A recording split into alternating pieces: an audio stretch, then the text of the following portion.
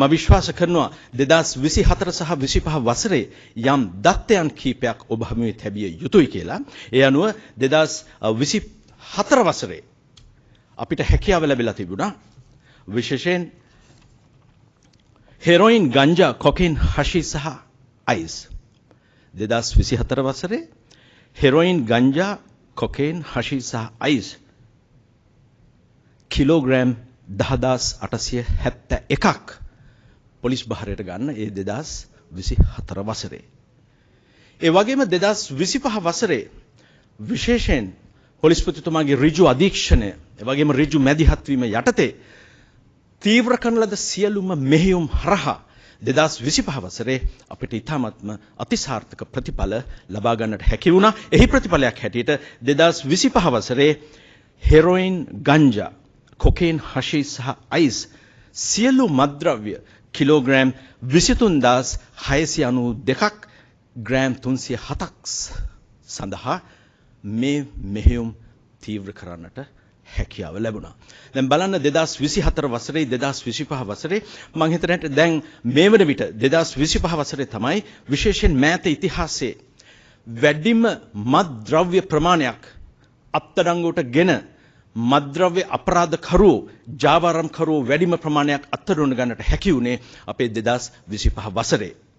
ඒ නිසා විශේෂයෙන් 2024 heroin kilogram 832ක් වූ හෙරොයින් 2025 වසරේ 1821ක් 3 ගුණයකින් වැඩි කරන්නට ශ්‍රී ලංකා පොලිසිය තීව්‍ර ලෙස සෝදිසි කිරීම, පරීක්ෂා කිරීම, අත්අඩංගුවට ගැනීම මෙහෙවන්නට හැකියාව ලැබුණා. ඒ වගේම 2024 ගංජා කිලෝග්‍රෑම්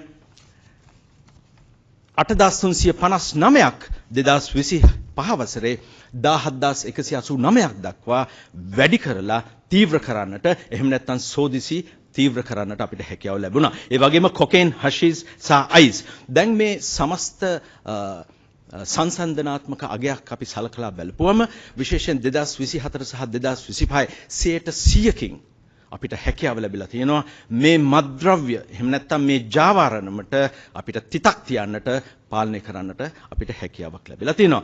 ඒ වගේම 2024-25 නිවාස 30ක් පොලිස් බහරයට ගන්නට, මේවා තහනම් කරන්නට හැකියාව ලැබිලා තියෙනවා. ඒ වගේම ඉඩම් පර්චස් වලින් 1197ක් මේ 2024 සහ 2025 වසරේදී තහනම් කරන්නට ශ්‍රී ලංකා පොලිසියට හැකියාව ලැබිලා තිනවා. ඒ වගේම විශේෂම වැදගත්කම වන්නේ 2024 සහ 25 මුදලින් රුපියල් ලක්ෂ 3539ක් තහනම් කරන්නට ශ්‍රී ලංකා පොලිසියට හැකියාව ලැබිලා තිනවා. අද අලුයම මේ විෂමද්‍රව්‍ය වැටලීම් වල එක් ප්‍රතිඵලයක් හැටියට අද අලුයම මාදම්පිටිය පොලිස් වසමේදී අපිට හැකියාවක් ලැබුණා අයිස් කිලෝ එකක් සහ ග්‍රෑම් 300ක් විද්‍යුත් තරාදියක් මුදලින් රුපියල් 18000ක් මේ සියලුම ජාවාරම්කරුවන් අද උදෑසන දෙදෙනෙක් අපිට අත්අඩංගුවට ගන්නට හැකියාව ලැබුණා මාදම්පිටිය පොලිස් බල ප්‍රදේශයේදී. මොවුන් විදේශීයව සැඟවී සිටින පොලිසිය මගහැර සිටින විදේශීය සැකකරුවන්ගෙන්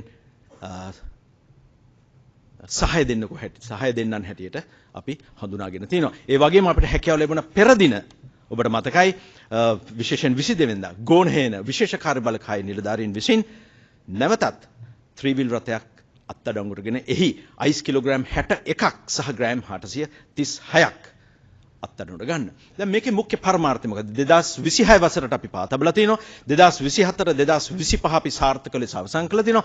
2026 වසරේදීත් මේ වැටලීම් ඉතාමත්ම තීව්‍ර ලෙස ක්‍රියාත්මක කරන්නට අපි කටයුතු කළා තියෙනවා. ඉතින් එම නිසා පුන අපි විශේෂයෙන් මහජනතාවට කියනවා අප හා සමග සම්බන්ධ වෙන්න, අපිත් එක්ක මේ විශේෂ වැටලීම් සඳහා ඔබ දායකත්වයේ වුණොත් මේ රට මේ රකුසාගෙන් බේරා ගැනීමට හැකියාවක් ලැබෙයි කියලා අපි දැඩි විශ්වාසයක ඉන්නවා.